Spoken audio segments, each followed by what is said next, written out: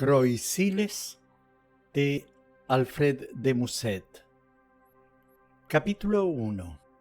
En los comienzos del reinado de Luis XV, un joven llamado Croisiles, hijo de un orfebre, volvía de París al Havre, su pueblo natal, encargado por su padre de realizar cierto asunto en la corte, y habiéndolo desempeñado satisfactoriamente.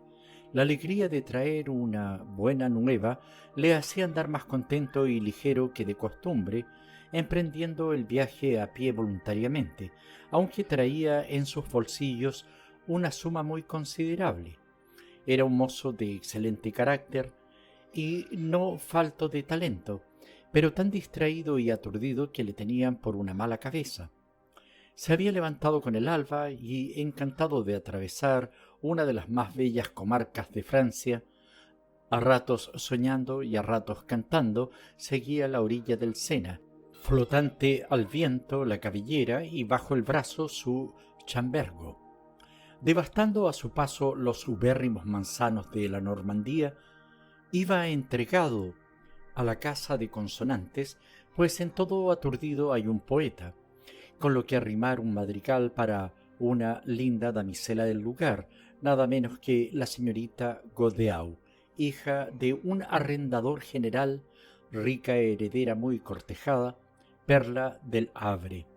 Solo por casualidad de cierto día en que fue a entregar algunos objetos cincelados que el arrendador compró a su padre, entró Croisiles en casa del señor Godeau, el cual señor Godeau era un hombre de humilde nacimiento, pero que, engreído por su fortuna y lleno de orgullo, se avergonzaba de su origen, mostrándose en toda ocasión como enorme y despiadadamente rico. No era, pues, hombre para dejar pisar sus salones al hijo de un orfebre, pero como la señorita Godeau tenía los ojos más bellos del mundo, como el joven Croisiles no era mal parecido y nada impide a un guapo mozo enamorarse de una linda joven, Croisiles adoraba a la señorita Godeau sin disgusto por su parte. Pensando pues en ella, a medida que se acercaba al Havre, y fiel a su costumbre de no reflexionar jamás en nada, sin cuidarse de los invencibles obstáculos que le separaban de su amada, buscaba un consonante de Julia, que era el nombre de la señorita Godeau, cuando llegó a Honfleur. Presa de impaciente emoción, saltó a una barca con su dinero y su madrigal en el bolsillo. Atravesó el río y no bien puso el pie en la otra orilla, corrió a la mansión paternal. El taller estaba cerrado. Aquello le extrañó, pues no era día de fiesta. Temiendo algo, llama una y otra vez con fuertes golpes, sin obtener respuesta. En vano también llamó a su padre. Entonces se dirigió a casa de un vecino para preguntarle lo que había sucedido, mas el vecino, en vez de responderle, volvió la cabeza como si no le conociera. Insistió Croisiles y al fin supo que su padre, obligado por la mala racha de los negocios, había hecho quiebra, huyendo a América y abandonando cuanto poseía en manos de sus acreedores. El primer sentimiento que tuvo Croisiles antes de considerar su abandono fue el de que acaso no volvería jamás a ver a su padre. Le parecía imposible hallarse completamente abandonado tan de repente. Quiso entrar a viva fuerza en el taller, pero le hicieron resistir ante los precintos puestos por la justicia. Entregado a su dolor, sentóse en un guardacantón y rompió a llorar amargamente, sordo a los consuelos de los que le rodeaban y sin cesar de llamar a su padre, aunque sabía cuán lejos debía de estar, hasta que, avergonzado de verse rodeado de gente que se apiñaba curiosa, se levantó y, presa de la más profunda desesperación, se dirigió al puerto. Vagó por los muelles como el que no sabe a dónde va ni qué será de él. Se juzgaba perdido, sin recursos, sin albergue, sin un medio de salvación y sin un amigo. Errante y solo al borde de la mar, estuvo tentado de morir arrojándose a ella, cuando, cediendo a tal pensamiento, se adelantaba hacia la orilla, se le acercó un viejo criado llamado Juan, que había servido en su casa durante muchos años. «¡Ay, mi pobre Juan!», exclamó, «tú debes de saber lo que ha sucedido desde mi marcha. ¿Es posible que mi padre nos haya dejado así, sin avisarnos, sin decirnos adiós?» «Se ha ido, es cierto», respondió Juan, «pero no sin despedirse de vos». Y al mismo tiempo sacó del bolsillo una carta que entregó a su amo. Croisiles reconoció la letra de su padre y antes de abrir la carta la besó emocionado, pero la carta no contenía sino algunas palabras que, en lugar de aminorar su dolor, lo acrecentaron.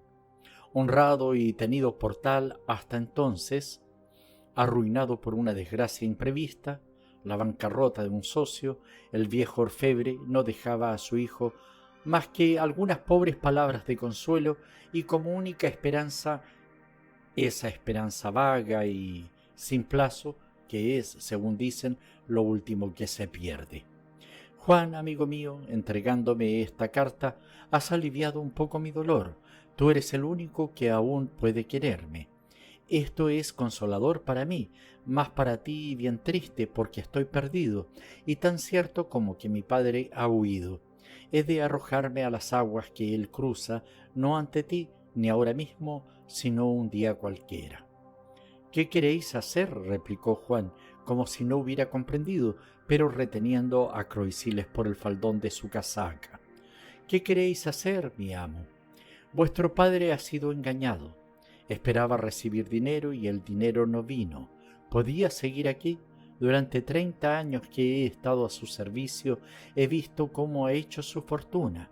Ha trabajado mucho y los escudos han ido entrando en casa uno a uno. Era un hábil artista y un hombre honrado. Han abusado cruelmente de su bondad. Durante los últimos días los escudos han salido de casa como vinieron. Vuestro padre ha pagado cuanto ha podido y cuando en su gaveta no quedaban más que 6 francos, no pudo por menos de decirme: «Esta mañana había aquí 100.000 francos. Esto no es una bancarrota, señor. Este no es un caso deshonroso». «No dudo de la probidad de mi padre ni de su desgracia», respondió Croisiles. «Tampoco dudo de su cariño, pero hubiera querido seguirle porque ¿qué va a hacer de mí? No estoy acostumbrado a la miseria, no soy capaz de rehacer mi fortuna, ¿y cómo conseguirlo sin mi padre? Si él ha tardado 30 años en reunirla, ¿cuántos necesitaré yo para reparar este golpe? Muchos más. ¿Y vivirá él entonces? Seguramente no. Morirá allá lejos sin que yo mismo pueda ir en su busca. Solo muriendo yo también volveré a encontrarle». Croisiles era fervoroso creyente y aunque su desesperación le hacía desear la muerte, una gran vacilación le impedía buscarla. Desde las primeras palabras se apoyó en el brazo de Juan y juntos, amo y criado, volvieron al pueblo. Cuando se alejaron de la mar y se internaron en las calles, Juan añadió: «Pero señor, yo creo que un hombre de bien debe vivir y que nada prueba una desgracia. Si vuestro padre no se ha matado, gracias a Dios, ¿por qué pensar vos en morir? Si no ha existido deshonra y todo el mundo lo sabe, ¿qué pensarían de vuestra muerte? ¿Que no habíais podido soportar la pobreza? No sería cristiano ni valiente, y en el fondo, ¿qué es lo que os asusta? Gentes hay que nacen pobres y al nacer quedan sin madre ni padre. Ya sé que no todo el mundo se parece, pero en fin, nada le es imposible a Dios. ¿Qué haríais en caso semejante? A vuestro padre, y no os ofenda lo que os digo, como no nació rico, tanto le da su pobreza, y acaso sea este su consuelo.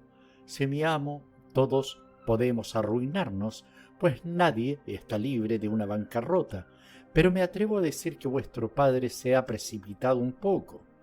¿Pero qué queréis? No todos los días se hace a la mar un navío con rumbo hacia América.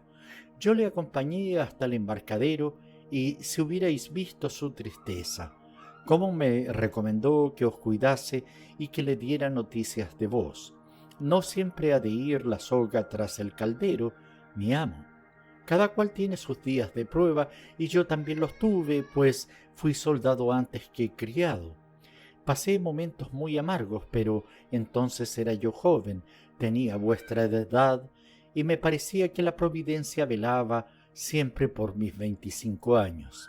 ¿Por qué queréis impedir a Dios que repare el mal que os ha causado? Dejad al tiempo y todo se arreglará. Si me fuera permitido aconsejaros, os diría que esperaseis 2 o 3 años solamente, y apostaría cualquier cosa a que para entonces ya encontraríais agradable la vida. Siempre hay ocasión de dejar este mundo. ¿Por qué queréis aprovecharos de una mala hora?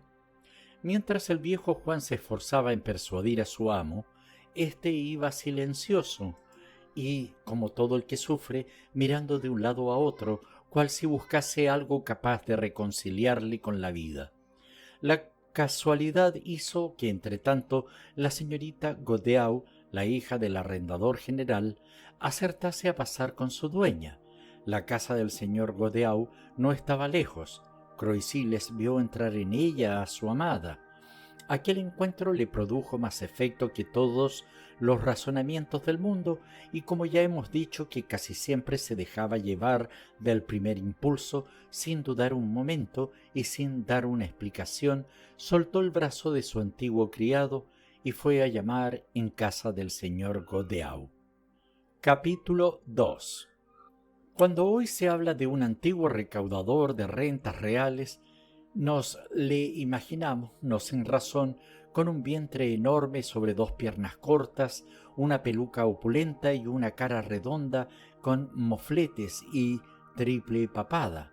Todo el mundo sabe a cuántos abusos daban lugar los arrendamientos reales, y parece que por ley natural engordan más aquellos que se nutren, no sólo con su propia ociosidad, sino con el trabajo ajeno. Entre los recaudadores era el señor Godeau uno de los más clásicos, es decir, de los más gordos. Por entonces padecía de gota, cosa muy a la moda en aquel tiempo, como lo es hoy la jaqueca. Viviendo en el mayor regalo, se pasaba los días en una rica estancia, hundido en una poltrona y con los ojos a medio cerrar. Grandes ojos le rodeaban, reflejando por todas partes la majestad de su figura. El oro, encerrado en prietas sacas, cubría su mesa y relucía en muebles, puertas, cerraduras, chimeneas, plafones, y artesonado de oro era su traje, y no sé si también lo sería su cesera.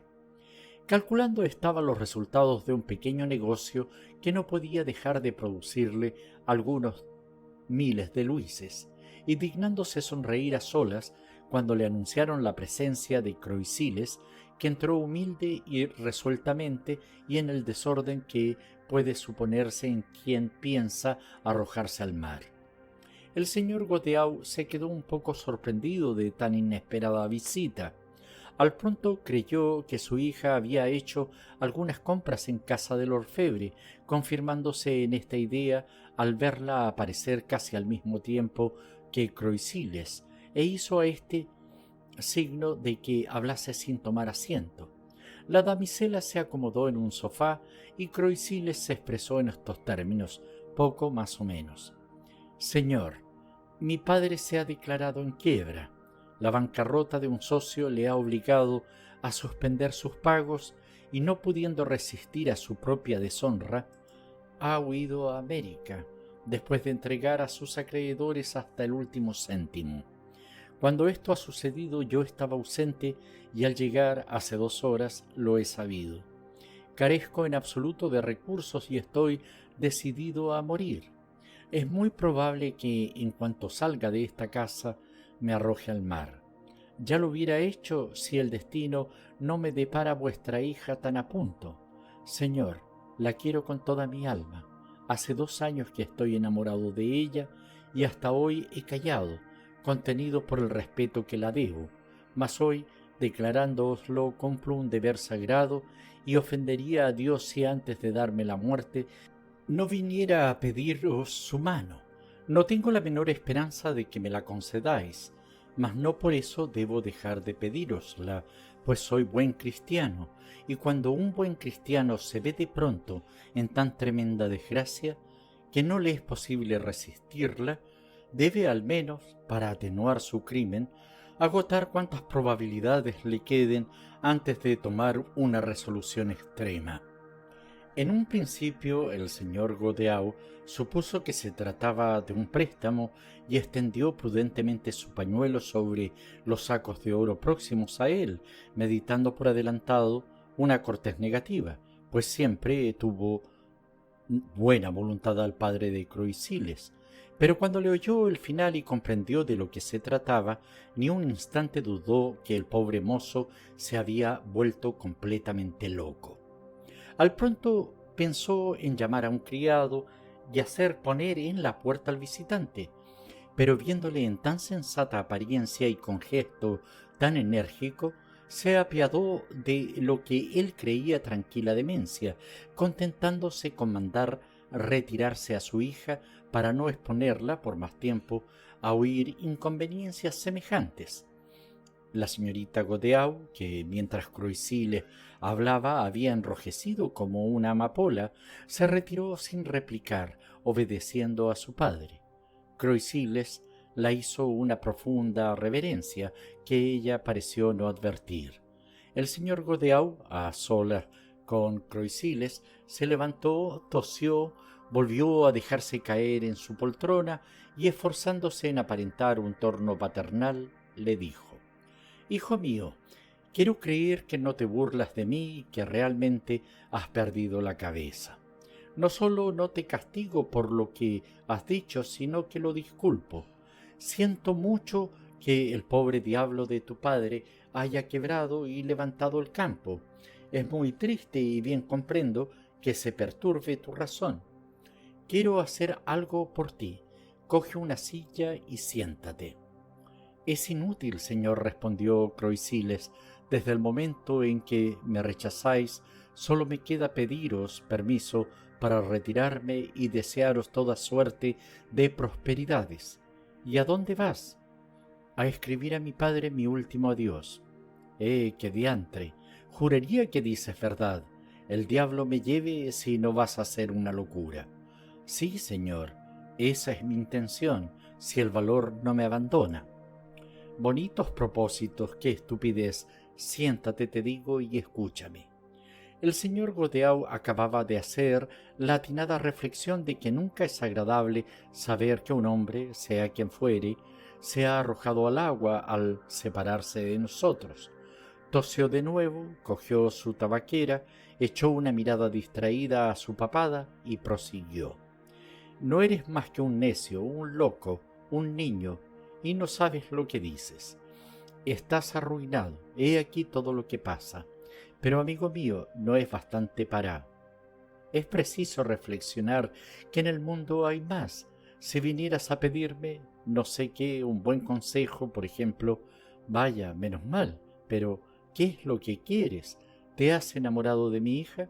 «Sí, señor, y os repito que estoy muy lejos de suponer que me la deis en matrimonio, pero como en el mundo no hay nada más que ella capaz de impedir mi muerte, si, como supongo, creéis en Dios, comprenderéis la razón que me guía.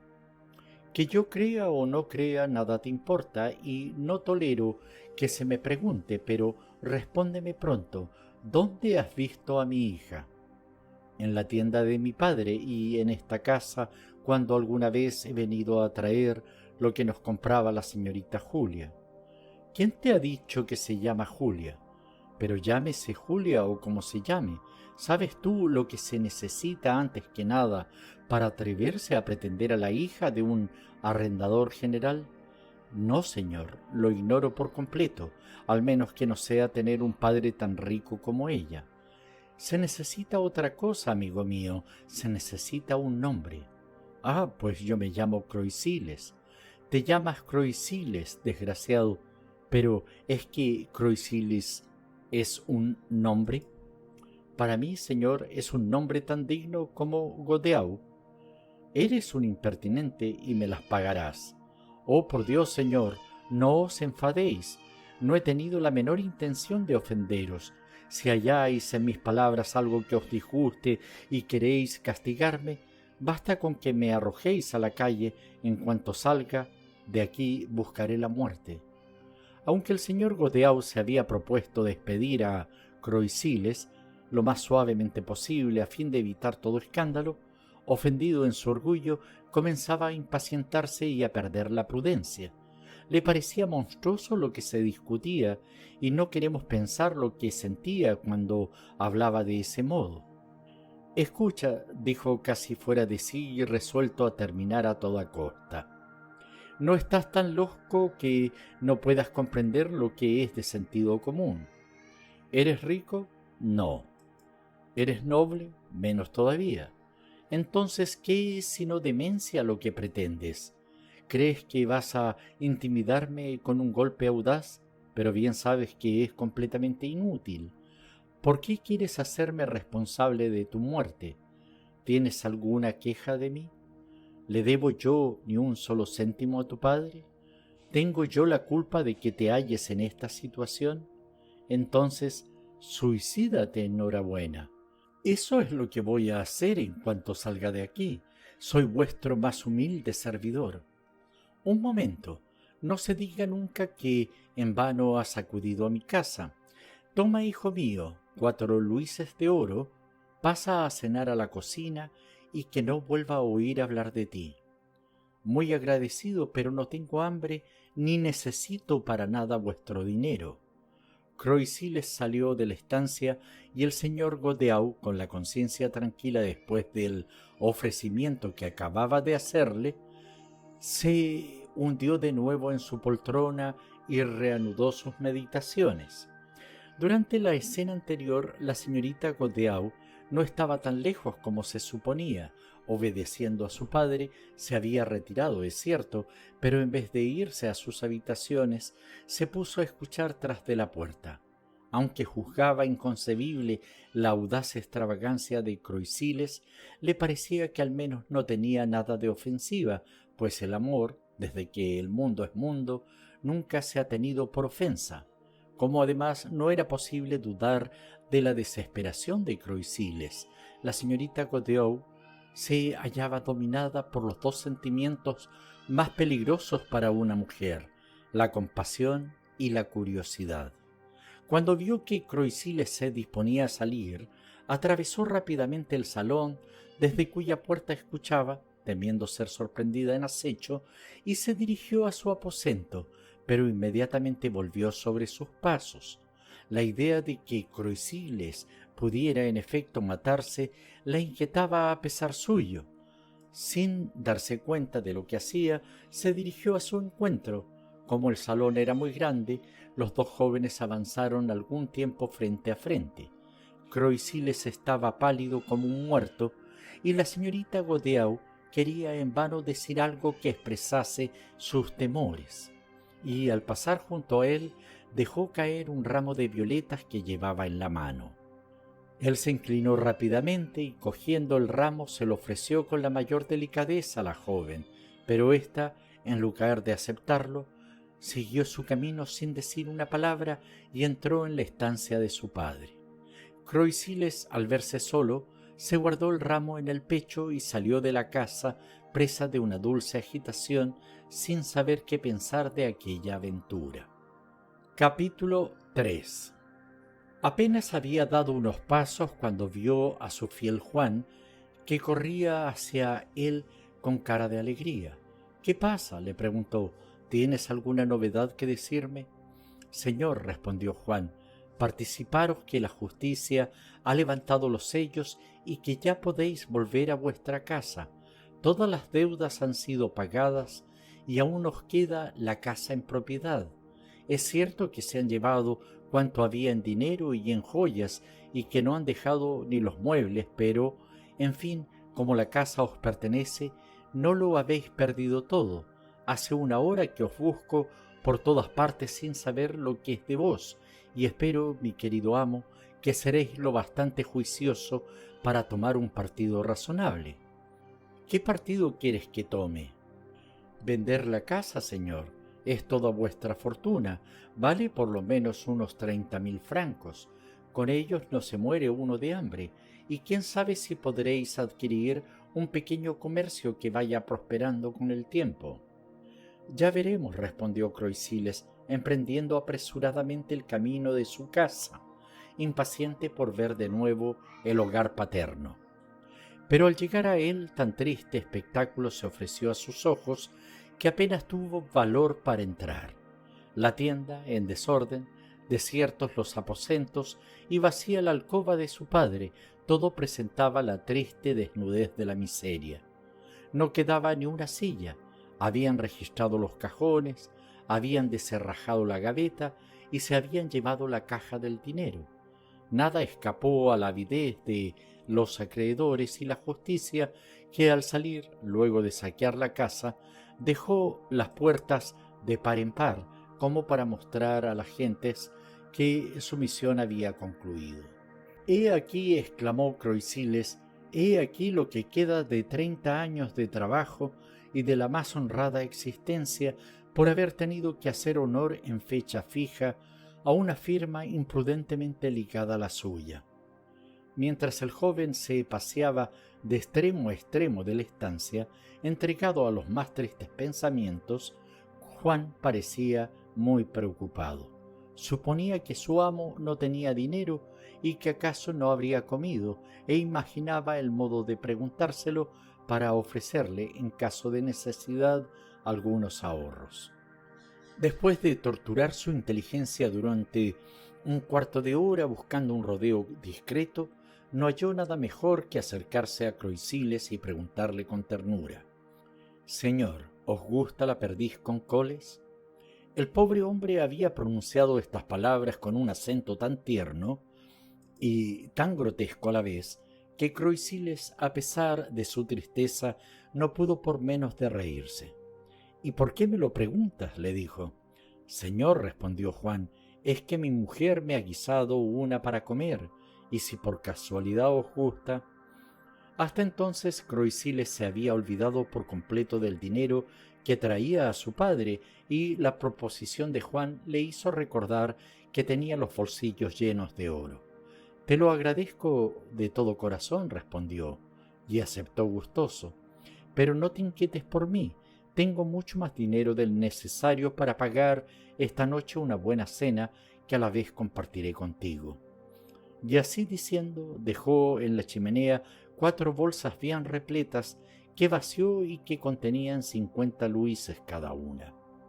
«Aunque esta suma no me pertenece», añadió, «bien puedo gastar de ella durante un par de días. ¿A quién se la entregaré para que se la guarde a mi padre?».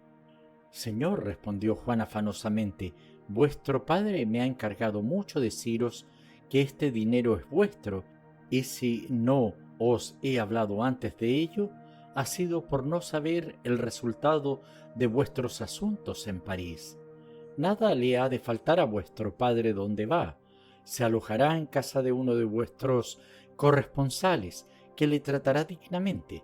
Además lleva cuanto necesita, pues estaba seguro de que aún quedaba bastante, y lo que ha dejado, señor, todo lo que ha dejado es vuestro, como bien os lo advierte en su carta, y a mí me encargó expresamente repetíroslo.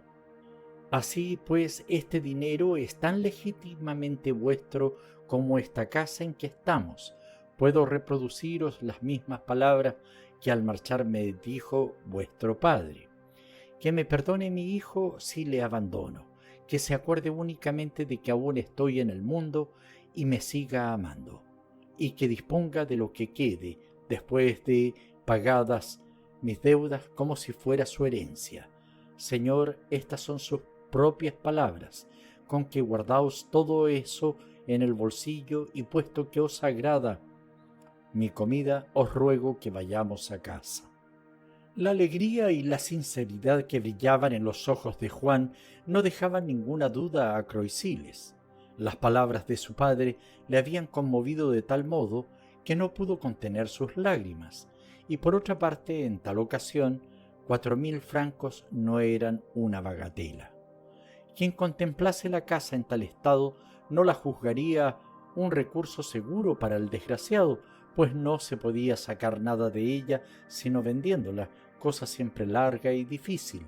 Sin embargo, todo esto no dejaba de cambiar considerablemente la situación de Croisiles, que, disuadido de su funesta resolución, se sentía de pronto menos triste y menos desesperado. Después de cerrar la tienda, salió de la casa con Juan y, atravesando nuevamente la ciudad, se dio a reflexionar cuán poca cosa son nuestras aflicciones, puesto que algunas veces sirven para proporcionarnos una inesperada alegría en el más débil rayo de esperanza. Entregado a estos pensamientos, sentóse a la mesa con su fiel servidor, que, durante la comida, no dejó de hacer cuanto pudo para alegrarse. Los impulsivos tienen un buen defecto, el de consolarse y distraerse con igual facilidad que se desesperan. Se engaña a quien los crea insensibles o egoístas. ¿Acaso sienten más vivamente que los demás y son capaces de levantarse la tapa de los sesos en un momento de desesperación? Pero pasado este momento necesitan vivir, comer y beber como de ordinario para deshacerse en lágrimas al acostarse. La alegría y el dolor no resbalan sobre ellos, los atraviesan de parte a parte como una flecha, viva y sincera condición de los que saben sufrir y no pueden mentir, y en quienes se lee la verdad no como a través de un vidrio frágil y hueco, sino como a través del cristal de roca. Después de haber brindado con Juan, Croisiles, en lugar de arrojarse al mar, se fue al teatro, donde, sacando las violetas de la señorita Godeau, y mientras aspiraba su perfume con un profundo recogimiento, comenzó a pensar serenamente en su aventura matinal. Reflexionando un poco, vio claramente la verdad de todo, es decir, que la joven, al dejar caer el ramo a sus pies y huir sin querer aceptarle sus manos, había querido darle una muestra de interés, pues de otro modo su negativa y su silencio hubieran sido signos de desprecio, y Croisiles no podía aceptar esta suposición. Croisiles juzgó, por tanto, que la señorita Godeau no tenía un corazón tan duro como su señor padre, y no le desagradó recordar que, al atravesar el salón, la damisela expresaba una emoción tanto más viva cuanto que parecía involuntaria. Pero aquella emoción era amor, era bondad solamente o, menos aún, era caridad. Había temido por él, por Croisiles mismo, o solamente sentía ser la causa de que se matase un hombre, fuese el que fuese. El ramo, aunque marchito y medio deshojado, conservaba todavía tan vivo y exquisito perfume, que mirándole y oliéndole, Croisiles recobró la esperanza. Era una guirnalda de rosas en torno a un manojo de violetas. ¿Cuántos sentimientos y misterios habría descubierto un turco leyendo e interpretando el lenguaje de aquellas flores? Pero en circunstancias semejantes no hay que ser turco. Las flores que han estado en el seno de una mujer bonita, en Europa como en Oriente, nunca están mudas, aunque solo dijeran lo que han visto cuando se posaban en un lindo escote, y esto siempre lo dicen, ya sería bastante para un enamorado. Los perfumes tienen mucha semejanza con el amor, y hasta hay quienes piensan que el amor no es más que una especie de perfume, verdad que la flor que le exhala es la más bella de la creación. Mientras que Croisiles divagaba así sin prestar atención a la tragedia que se representaba, la señorita Godeau en persona apareció en un palco frente a él. No se le ocurrió que, si ella le veía, hallaría muy extraño encontrarle allí después de lo sucedido. Al contrario, hizo toda clase de esfuerzos para aproximarse al palco sin conseguirlo. Una figuranta de París había venido en posta para representar Mérope, y la multitud estaba tan apretada que no había modo de moverse. A falta de otra cosa, se contentó con mirar fijamente a su amada, sin quitarle los ojos un instante. Le pareció que estaba preocupada y de mal humor y que no hablaba a nadie sino con disgusto. Como se puede imaginar, rodeaban su palco todos los petimetres de la ciudad normanda, pasando una y otra vez ante la linda damita, pero sin atreverse a entrar, cosa imposible además, puesto que su señor padre ocupaba por sí solo más de las 3/4 partes del palco.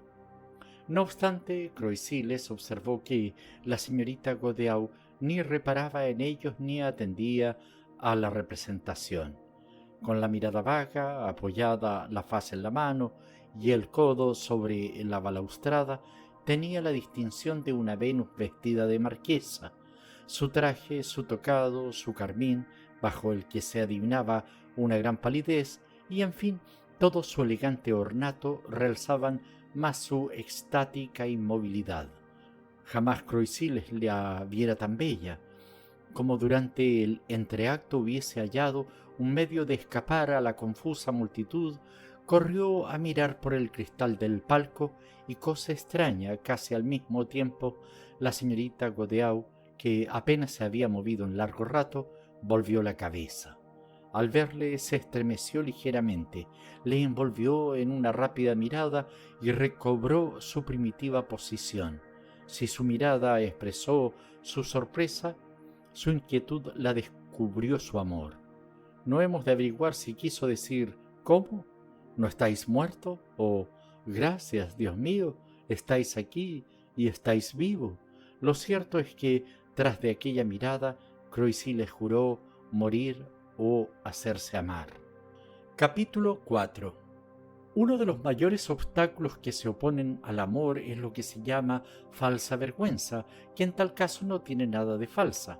Croisiles carecía de orgullo y de timidez, las dos causas de tan triste defecto, y no era de los que se pasan el tiempo rondando la casa de su amada, como los gatos la jaula que contiene al pájaro. Desde que renunció a arrojarse al mar, no pensaba más que en hacer saber a su adorable Julia que solamente vivía por ella. Pero, ¿cómo decírselo? Si por segunda vez se presentaba en casa del señor Godeau, lo menos que éste haría sería obligarle a salir inmediatamente. Cuando Julia salía a pie, siempre la acompañaba una criada, por lo que era inútil pretender hablarla. Pasarse las noches bajo el alféizar de la amada es una locura muy propia de enamorados, pero en el caso presente más inútil aún. Ya hemos dicho que Croisiles era muy religioso, por lo que no se le ocurrió esperar a su dama en la iglesia, y como el partido mejor, aunque el más peligroso, es escribir a aquellos con quienes no podemos hablar, a la mañana siguiente la escribió una carta, sin orden ni concierto, como suya. Poco más o menos estaba concebida en los términos siguientes: Señorita, os suplico que me digáis con exactitud qué fortuna es necesaria para poder aspirar a casarse con vos. Os hago esta extraña pregunta porque os amo tan apasionadamente que me es necesario saberlo, y vos sois la única persona a quien puedo dirigirme.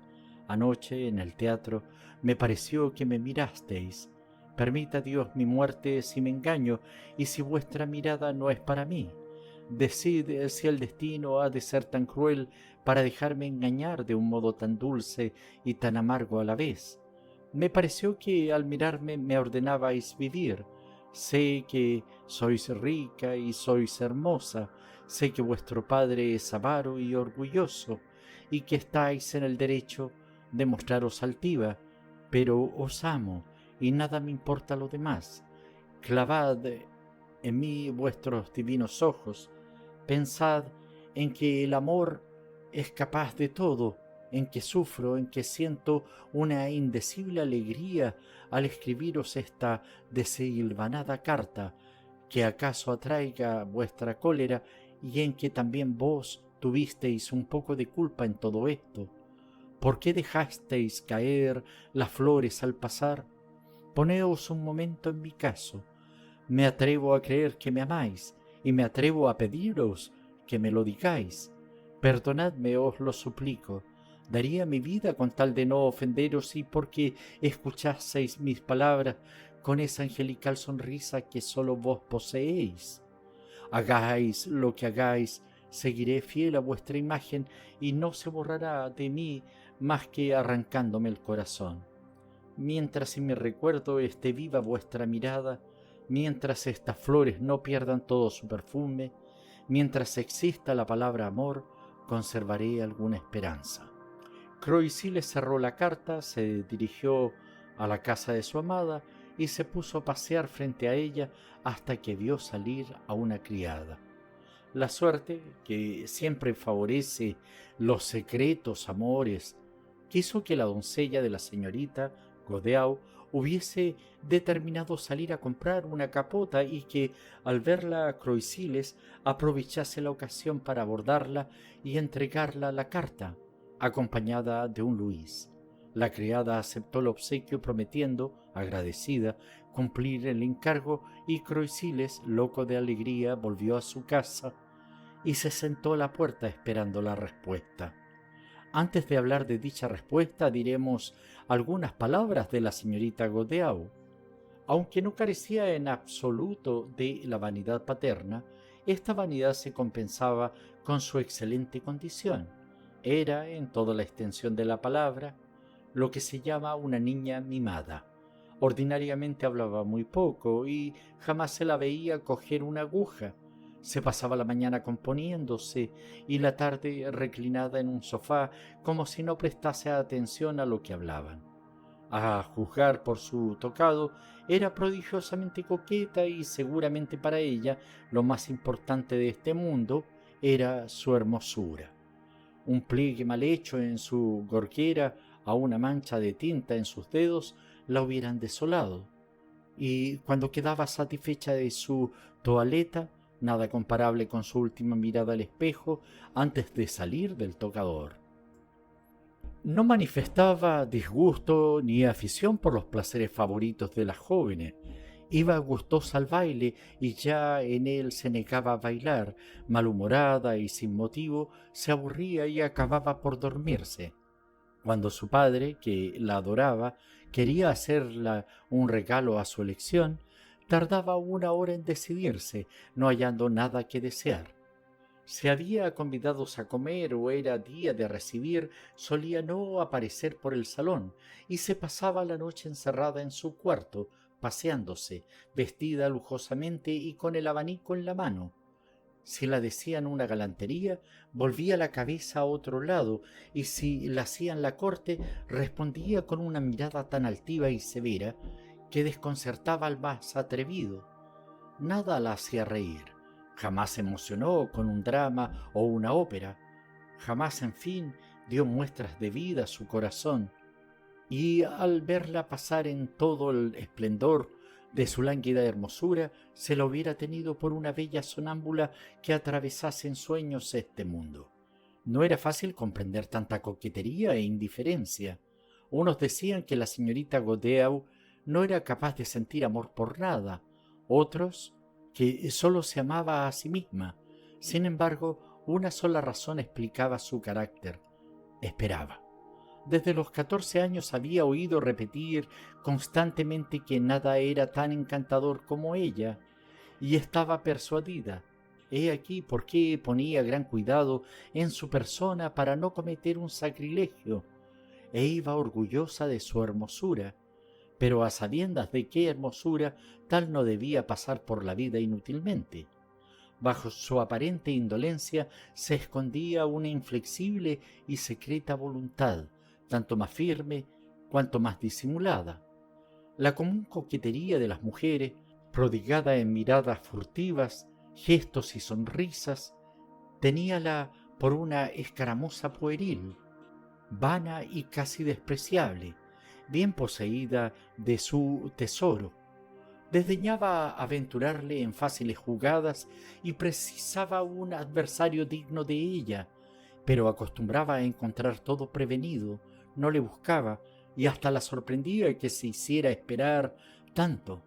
Le parecía inconcebible no haber inspirado una gran pasión, haciendo 4 o 5 años que figuraba en sociedad y lucía, como se debe, su lindo descote y sus riquísimos guardainfantes y basquiñas. Si hubiera dicho lo que pensaba, 1000 veces habría respondido a los que la prodigaban alabanzas. Pues bien, si es verdad que soy tan hermosa, ¿por qué no os suicidáis por mí? Respuesta que seguramente darían muchas jóvenes y que más de una que no dice nada tiene no solo en el pensamiento, sino en los mismos labios. ¿Qué hay en efecto más desesperante para una mujer que, siendo joven y rica y digna de inspirar pasiones, haya de decirse a su pesar: me admiran, me alaban, todo el mundo me encuentra encantadora, pero nadie me ama?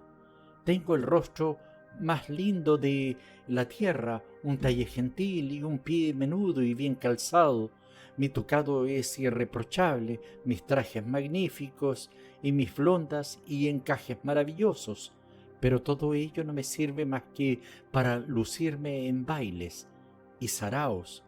Si me habla algún joven, me trata como una niña. Si pretende casarse conmigo, es por mi dote. Solo algún provinciano ridículo se atreve a estrecharme la mano, y aunque allí donde me presento se levanta un murmullo de admiración, nadie me dice a solas algo que haga palpitar mi corazón.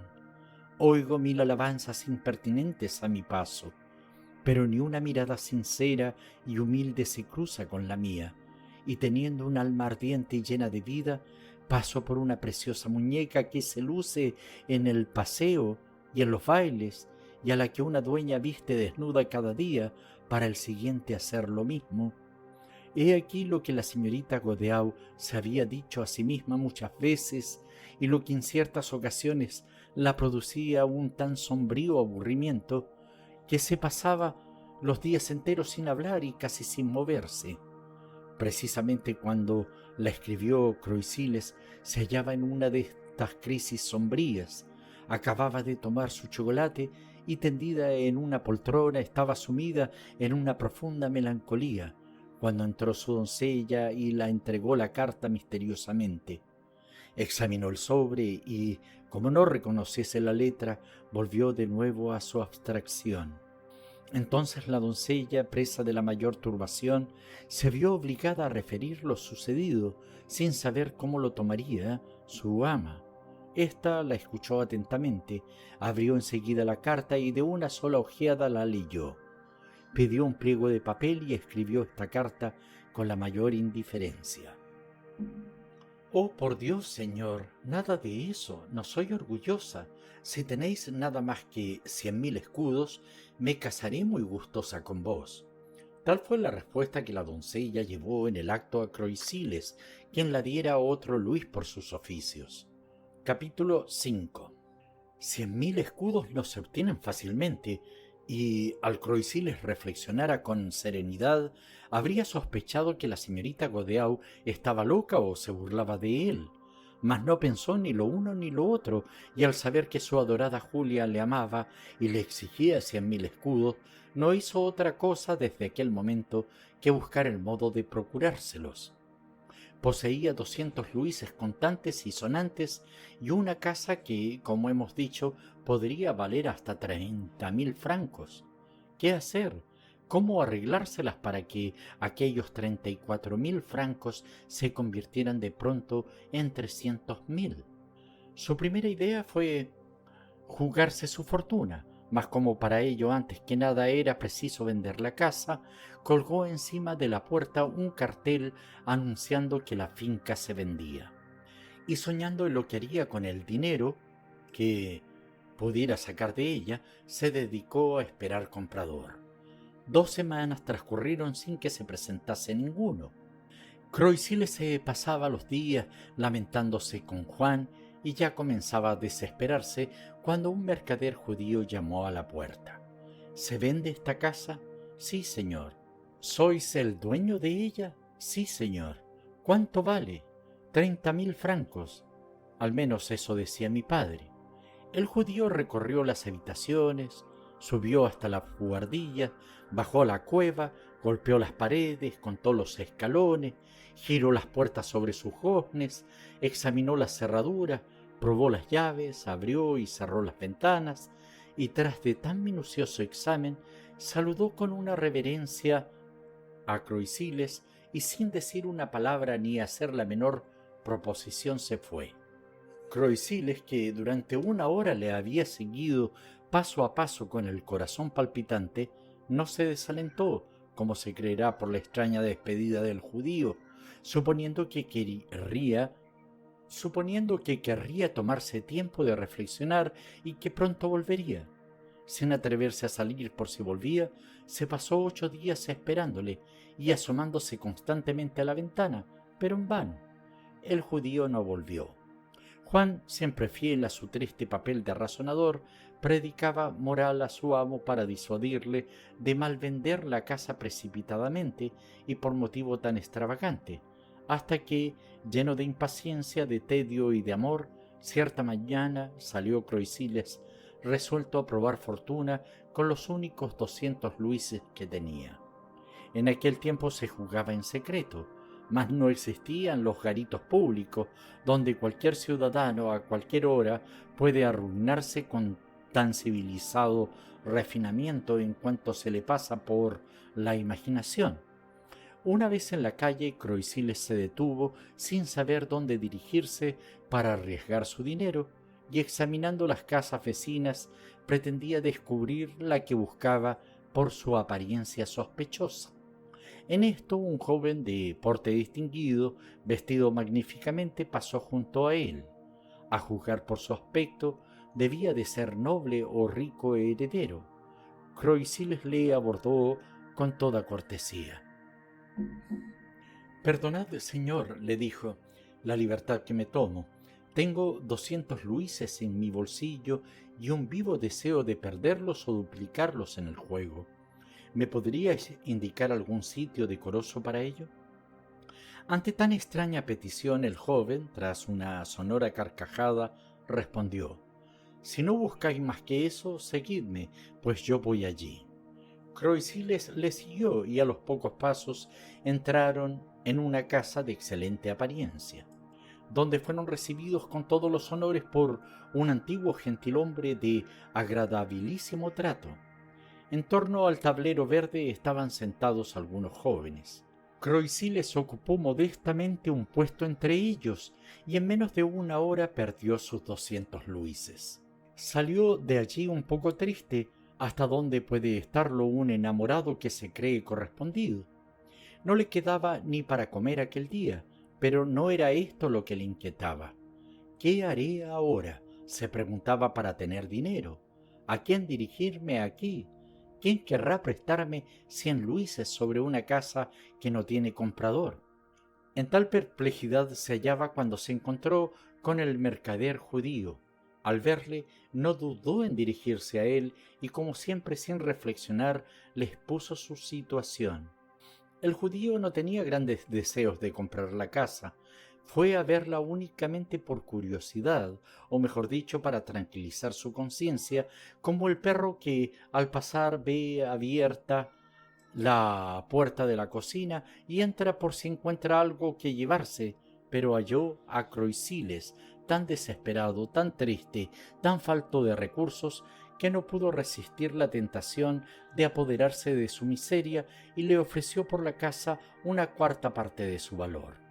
Croisiles se abrazó a él, le llamó su amigo y su salvador, firmó a ciegas un documento inicuo y, dueño otra vez de 400 luises, al día siguiente se encaminó hacia el garito, donde con tanta cortesía y rapidez le arruinaran la víspera. Al pasar por el puerto vio un navío dispuesto a partir. El mar estaba tranquilo, acariciado por una dulce brisa. En el muelle la gente de mar hacía sus últimos preparativos y en su faz se leía el temor, la impaciencia o la esperanza. Los marineros iban y venían sin cesar. Los mercaderes y capitanes de navío daban sus últimas órdenes. Los pasajeros se despedían de sus familias y numerosas y ligeras lanchas surcaban las aguas en torno a la nave majestuosa que se balanceaba dulcemente, entre tanta agitación, inflando sus velas orgullosas. «Oh, qué hermoso es», pensó Croisiles, «arriesgar así lo que se tiene para ir a buscar allende los mares una accidentada fortuna. Oh, qué emoción cuando se haga a la mar esta nave cargada de riqueza tanta, bienestar de muchas familias. Qué alegría verla al regreso con el doble de lo que se la confió, más orgullosa y más rica que cuando se fue. Oh, quién fuera uno de estos comerciantes. Oh, si yo pudiera jugarme así mis 400 francos. Qué inmenso tablero verde el de la inmensa mar para probar mi suerte en él. ¿Por qué no comprar algunas balas de paños y sedas? Y teniendo dinero, ¿quién va a impedírmelo? ¿Por qué no ha de hacerse cargo de lo mío este capitán? Y de este modo, ¿quién sabe si en vez de ir a dejar este mi pobre y único capital en un garito, le duplicaré y hasta puede que le triplique en una industria honrada? Si es cierto que Julia me quiere, me esperará algunos años y me será fiel hasta que podamos casarnos. A veces el comercio produce mayores ganancias de lo que uno esperaba. En el mundo nos faltan ejemplos de rápidas y sorprendentes fortunas debidas al comercio por mar. ¿Por qué no ha de proteger la providencia un propósito tan laudable y tan digno de ayuda? Entre tantos que se han enriquecido y que fletan barcos para todo el mundo, más de uno habrá que haya comenzado con una cantidad menor que la mía, y con la ayuda de Dios han prosperado. ¿Por qué no he de poder prosperar yo también? Esta nave me inspira confianza y creo que un viento favorable sopla en sus velas. Vamos, la suerte está echada. Me dirigiré al capitán cuyo aspecto me anima también. Enseguida escribiré a Julia y pronto seré un hábil negociante. El inconveniente mayor de los que proceden con ligereza es el de querer hacerlo todo al instante. El pobre mozo, sin reflexionar en nada más, puso su capricho en ejecución: hallar quien venda a quien lleve dinero, aunque no le conozca. Es la cosa más fácil. El capitán, para obligar a Croisiles, le condujo a casa de un fabricante amigo suyo, que le vendió cuantas mercancías en seda y tejidos pudo pagar, las cuales en una carreta fueron transportados inmediatamente a bordo. Croisiles, loco de júbilo y esperanza, había puesto su nombre en los fardos con gruesos caracteres. Con una alegría indescriptible vio cómo los subían al barco que, llegada la hora de partir, se fue alejando poco a poco de la costa. Capítulo 6. No es necesario decir que en tal empresa Croisiles no había tenido la precaución de reservarse algún dinero, y como la casa ya no era suya, no le quedaban otros bienes que la ropa que llevaba, ni un dinero ni donde guarecerse. Llevado de su buen deseo, Juan no podía suponer que su amo estuviera reducido a tal pobreza, y Croisiles era incapaz de decírselo, no por orgullo, sino por indolencia. Se hizo el propósito de dormir a cielo raso, y en cuanto a comer, he aquí sus cálculos. Supuso que el barco portador de su fortuna tardaría 6 meses en volver. Vendió, no sin pena, un reloj de oro, regalo paterno, que por fortuna conservaba. Le dieron por él 36 libras, con las que se propuso vivir durante los 6 meses, a razón de 4 sueldos diarios, sin dudar ni un momento que fuera suficiente.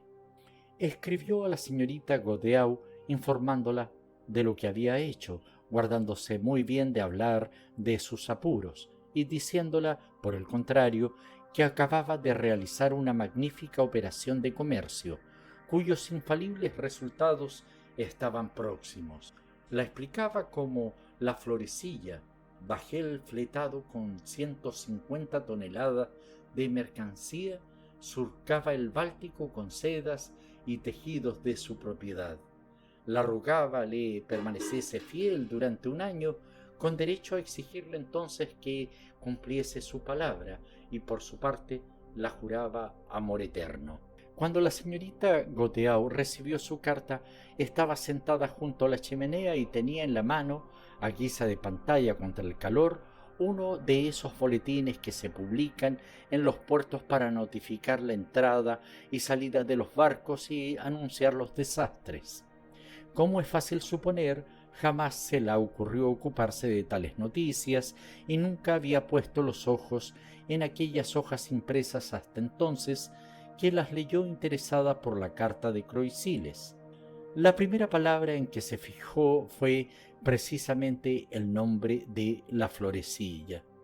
El bajel había encallado en las costas de Francia la misma noche que se hizo a la mar.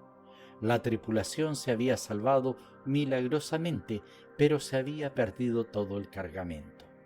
Ante aquella noticia, la señorita Godeau solo pensó en que Croisiles se había arruinado por ella y tuvo un sentimiento tan grande como si la pérdida experimentada por Croisiles fuese de millones. En un momento, el horror de una tempestad, los vientos que rugen, los lamentos de los ahogados, la ruina del hombre que la adora, toda, en fin, una escena de novela aparece en su imaginación. La carta y el boletín se le caen de las manos, se levanta presa de viva excitación, palpitante y agitado el pecho, los ojos arrasados en lágrimas, y comienza a pasear a grandes pasos, resuelta a proceder como deba y preguntándose qué debe hacer. Hagamos justicia al amor, que cuanto más fuertes son los motivos que le combaten, más claros, vivos e innegables, más ama, y en una palabra, cuanto más insensata es, más se enciende la pasión. Bella cosa es esta sin razón del alma, y sin ella poco valdríamos los hombres. Después de haberse paseado por su estancia, sin olvidarse de su caro abanico, ni de mirarse al pasar en el espejo, volvió a hundirse Julia en su poltrona. Quien la hubiera visto en aquel instante hubiera gozado de un conmovedor espectáculo. Brillaban sus ojos, ardían sus labios, suspiraba profundamente y murmuraba con una alegría y un dolor deliciosos: «Pobre muchacho, se ha arruinado por mí». Aparte de la fortuna que debía heredar de su padre, la señorita Godeau poseía la que recibió al morir su madre. Jamás había pensado en ella, mas en aquel momento, por primera vez en su vida, recordó que podía disponer de 500.000 francos. Sonrió a este pensamiento y concibió un proyecto extravagante, atrevido, muy femenino y tan disparatado como del mismo Croisiles. Acarició su idea algún tiempo y al fin se decidió a ejecutarla. Comenzó por averiguar si Croisiles tenía algún pariente o amigo, para lo cual puso en juego a su doncella. Después de muchas gestiones, descubrió que en un piso cuarto de una casa muy vieja tenía Croisiles una tía medio paralítica que jamás se movía de un sillón y que llevaba 4 o 5 años sin salir a la calle. La pobre anciana parecía haber sido puesta, o mejor dicho, abandonada en el mundo como un muestrario de calamidades y miserias humanas. Vivía en un desván y estaba ciega, gotosa y casi sorda, pero una alegría natural, más fuerte que su desgracia y sus males, la animaban a los 80 años, haciéndola amar la vida a pesar de todo.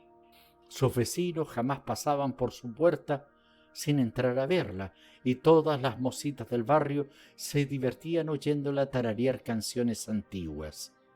Vivía de una pequeña renta vitalicia y se pasaba el día haciendo calceta. Por lo demás, no sabía lo que había sucedido desde la muerte de Luis XIV. Julia fue de incógnito a casa de esta respetable señora. Para esta visita se puso sus mejores galas, plumas, encajes, cintas, diamantes, nada omitió. Quería seducir el corazón de la anciana, pero su mayor belleza estaba aquel día en el capricho que allí la llevaba. Subió la escalera, empinada y oscura, y después del más gracioso saludo, habló a la viejecita de este modo: «Señora, tenéis un sobrino llamado Croisiles que me ama y que ha pedido mi mano. Yo también le amo y quisiera casarme con él. Pero mi padre, el señor Godeau, arrendador general de la ciudad, se opone a ello porque vuestro sobrino no es rico. Por nada del mundo quisiera yo ser la causa de un escándalo ni disgustar a nadie, y tampoco tendría valor para disponer de mí sin el consentimiento de mi familia. Vengo a pediros un favor que os suplico me concedáis. Es necesario que vos misma vayáis a proponer la boda a mi padre. Gracias a Dios tengo una fortuna que está por completo a vuestra disposición. Cuando queráis, mi notario os entregará 500.000 francos, cuya suma podéis decir que pertenece a vuestro sobrino. Y en efecto le pertenece, pues no se trata de un regalo que le hago, sino de una deuda que le pago, pues yo soy la causa de la ruina de Croisiles, y es justo que la repare. Mi padre no cederá fácilmente, será preciso que insistáis y que tengáis un poco de valor. Por mi parte, no he de volverme atrás. Como nadie en el mundo, sino yo, tengo derecho sobre la cantidad de que os hablo. Nadie sabrá jamás de dónde os ha venido. Ya sé que no sois rica y que acaso temáis se extrañe la gente al veros dotar así a vuestro sobrino. Pero tened en cuenta que mi padre no os conoce, que os dejáis ver muy poco en la ciudad y que por tanto os será fácil fingir que acabáis de llegar de un viaje. Es indudable que todo esto os causará molestias. Tenéis que dejar vuestro sillón y sufrir un poco, pero haréis dichosos a dos seres, y si vos, señora, habéis sabido alguna vez lo que es amor, espero que no os negaréis». A medida que Julia hablaba, la buena señora iba de sorpresa en sorpresa, escuchándola atenta, enternecida y encantada. Las últimas palabras la decidieron. «Sí, hija mía», respondió varias veces, «ya sé lo que es eso, yo sé lo que es eso». Y diciendo así hizo un esfuerzo para levantarse. Sus débiles piernas apenas podían sostenerla. Julia se adelantó hacia ella rápidamente y le dio la mano para ayudarla. Por un momento, casi involuntario, cayeron una en brazos de la otra, terminando así el convenio, que fue sellado por un beso cordial, tras el cual siguieron las confidencias sin la menor violencia. Concluido todo, la buena señora sacó de su armario un venerable traje de tafetán, que fue su traje de novia. Tal antigüedad tenía más de 50 años, pero ni una mancha ni la menor huella de polvo. Julia quedó admirada. Mandaron buscar la carroza de alquiler más lujosa que hubiese en la ciudad. La bondadosa ancianita ensayó lo que había de decir al señor Godeán. Julia la indicó el modo de atacar a su padre para conmoverle y no tuvo escrúpulo en confesar que la vanidad era su punto vulnerable. «Si se os ocurre», le dijo, «un medio de adularle en su flaqueza, habremos ganado la partida». La anciana reflexionó profundamente, acabó su tocado sin decir palabra, estrechó la mano de su futura sobrina y subió a la carroza que a poco se detuvo ante la casa del señor Godeau, en la que penetró la dama con tal arrogancia que parecía haberse rejuvenecido 10 años. Atravesó majestuosamente el salón donde Julia dejó caer su ramo de violetas, y cuando se abrió la puerta de la estancia donde esperaba el señor Godeau, dijo con firme voz al lacayo que la precedía: «Anunciada la baronesa viuda de Croisiles». Este título fue lo que decidió la felicidad de los dos amantes. El señor Godeau se deslumbró con él. Aunque los 500.000 francos le parecieron poca cosa, consintió en todo por hacer baronesa a su hija, y baronesa fue. Quien se hubiera atrevido a disputarla el título, bien ganado lo tenía.